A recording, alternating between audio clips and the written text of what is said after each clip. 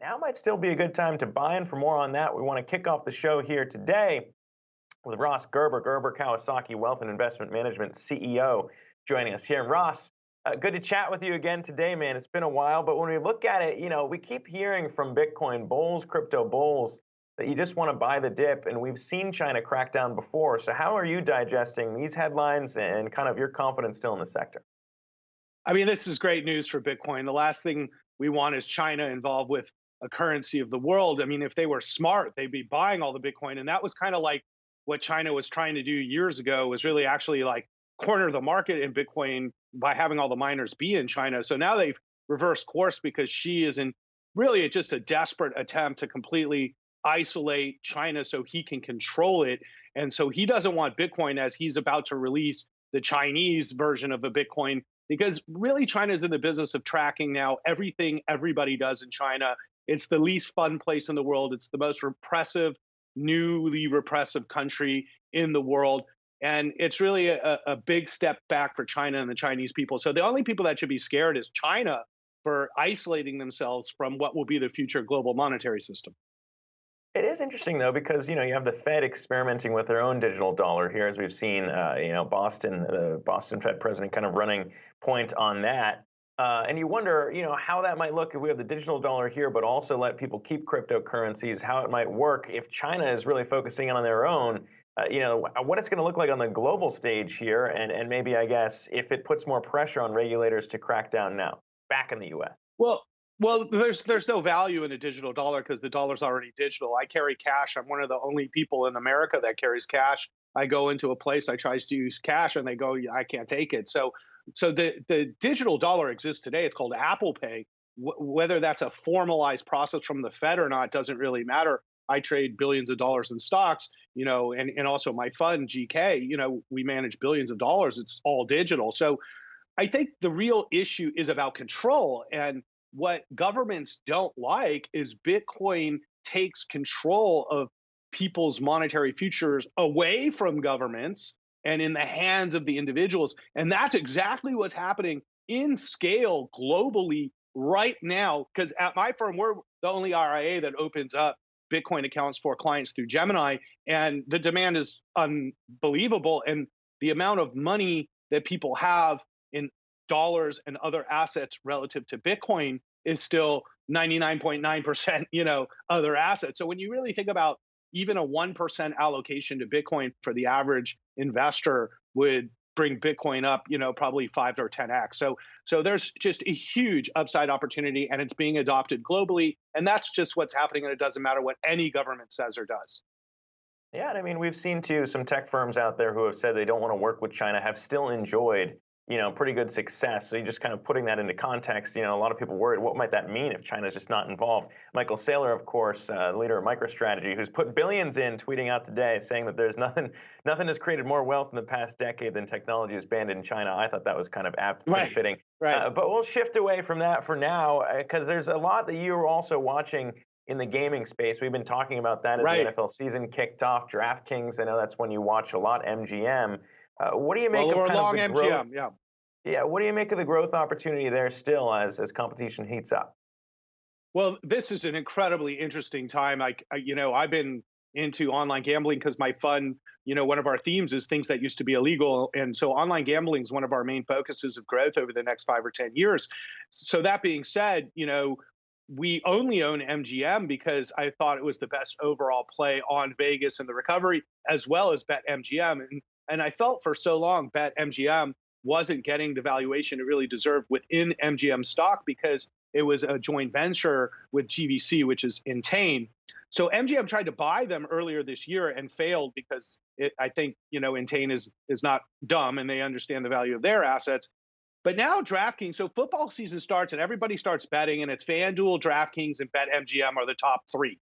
Barstool and all the other apps are well below these top three. So DraftKings is spending a fortune to get every customer, while MGM doesn't have to do that because they already are a casino.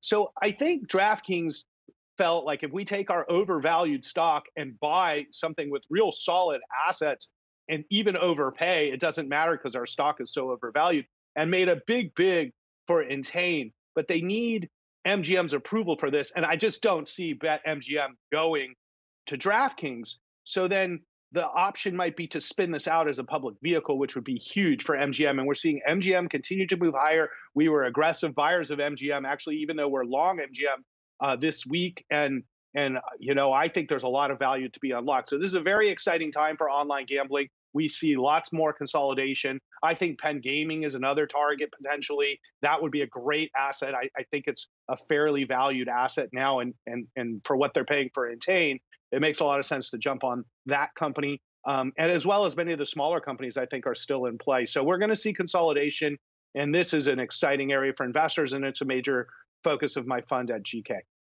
Yeah, so seeing a bit of a win-win there, no matter what happens for MGM. But we've also seen China crack down. We're talking about Bitcoin, but we've seen the crackdown in the gaming space as well. It was interesting to see everything kind of slide off of that. I mean, when you look at the space and China exposure, why does that maybe make you even more bullish, I suppose, on MGM? And how does it break from the competition sans everybody else who has rather large presence there? Yeah, so we took a deep dive into Sands and Win recently because of the stocks are down heavy because of the Macau issue. I've been investing in gambling and casinos since like '89 when the Mirage came out. So I know this industry probably better than anybody.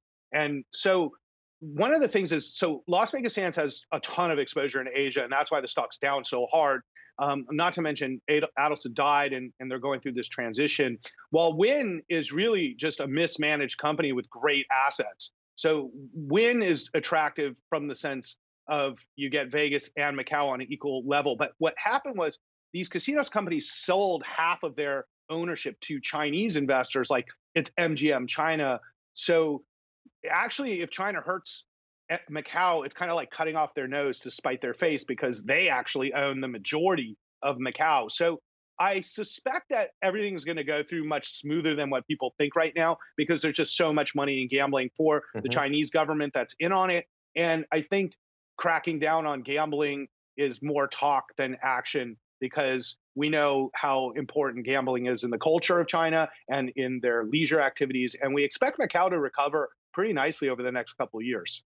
And if they can't gamble on Bitcoin anymore, you got to go back to the casinos, I suppose. But when you look at maybe one of those opportunities, I'll point out MGM up more than 100% over the last year. So we'll give you that. But on the flip side, there might be some people watching who have watched me, who've watched you, talking about cannabis all the time. And if they bought the top back in February, they'd be off by about a third. But you're still bullish. You still like what you're seeing in the cannabis space. I tend to see kind of the tax upsides if we finally get changes at the federal level. But what has you still confident that whole sector, its best days are behind them? So cannabis is also another sector and things that used to be illegal that were invested in at GK. And so like when you think about, we started with cannabis long ago. So for us, we look over the last year or so pre-election to today, we're still up substantially on cannabis, although we've given back about half those gains. So for investors who are looking at the long game, this is a huge opportunity because the players in cannabis have only gotten stronger over the last year. The numbers that I've looked at for the quarter, the most recent quarter, have been amazing. And they're very well-run companies that are now trading at multiples that look very reasonable for their short and long-term growth rates. So we're very bullish on cannabis. I'm very close to pulling the trigger and adding to these positions right now aggressively, because I do think the biggest issue is legislation and the fact that Democrats really can't get anything done. I mean, they're really proving inept, disorganized, and basically stupid at this point, where they can accomplish a lot in this next year to solidify their place in the House, in the Senate for next year. And I just feel like they're botching things like cannabis, which is just a home run. So I actually expect something to get done in the next year. So we're bullish. There's a lot of people, I think, who are invested in them that would want to see that too. A lot of people who focus in on the social equity piece that would want to see that as well. When you look at, though, we showed some U.S. operators there mixed in with the Canadian ones, and I guess there are people who are looking at the slowdown in growth in Canada saying, all right, if that was chapter 1 and U.S. was chapter 2, there are maybe some concerns that you could see growth tapering off here relative to what we saw in Canada, a big boom and bust. Why is that not the case? So why would people maybe... Zach, come on, man. When's the last time you went to a party with young people? Okay, there's no slowdown in cannabis.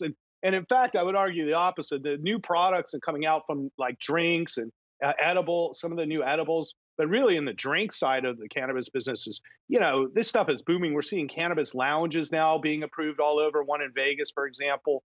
But no, the cannabis culture and the business of cannabis is insanely good. When you compare the United States to Canada, it's kind of a joke. I mean, come on. Canada is like probably one of the most boring countries in the world. No offense, Canadians. And what do they say? It's like the attic above the greatest party in the world. So like let's be real. U.S. cannabis is probably a 70 to 100 billion-dollar market, and we just scratched the surface. And when you look at once they're able to market and use banking and have better, reasonable tax rules, I mean, these companies are home runs.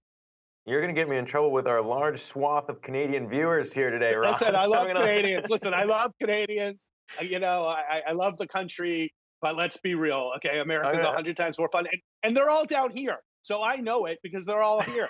I'm gonna leave that one there, but no, it has been interesting to see the market size here in the U.S. relative to Canada and what California. I think even a 10x, kind of what we've seen there. So a large runway ahead if you are bullish on it.